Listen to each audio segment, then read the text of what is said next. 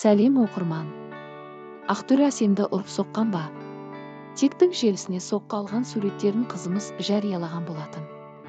Және де өздері не деп жатыр екен, сіздерге қысқаша айтып берейін. Ақтөре болса былай айтқан болатын. Қазіргі таңда хит болып жатқан видео және сол адам жайлы сұрақтарына жауап берем. Негізі біз Әсем екеуміз болмашы нәрсеге ұрысып қоямыз. Жай ғана үйіне апарып тастаймын, бүйте сал дегенге ұрысып қалатынбыз. Соған назлы шығарып жатқан видеосы шығар. Негізі қызда бәрі дұрыс, Instagram, TikTok қарасаңыздар. Кино көріп подругасымен көңіл көтеріп жүр.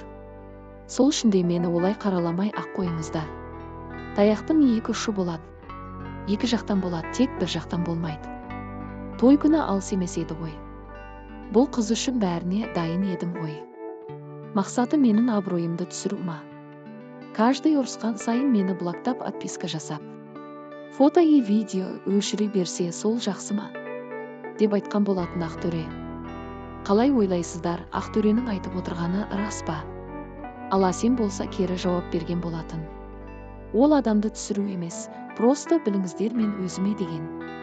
Бұндай ара қатынасқа лайық емеспін. Бір-біріміздің адамымыз емеспіз. Жалпы видеоға келетін болсақ көбі макияж грим деп жатыр. Бұндай эффектті қайдан көрдіңіздер? Мен жынды адам емеспін, біреуді кінәлап өтіріп видео салатын.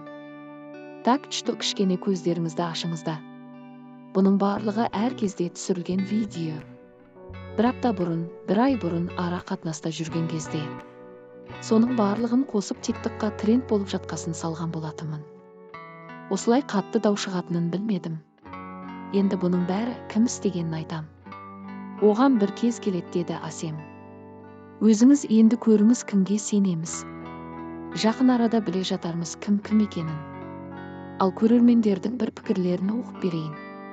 Керемет қызсын не істеп жүрсін, өзінді қазірден ордырып. Бір рет қол көтерді ме болды, енді жолама ол адамға. Ақтөре емес, Ақтөре бұлай ұрмайды.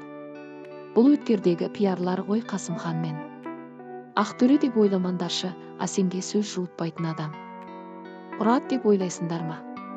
Деген болатын, ал сіз қалай ойлайсыз?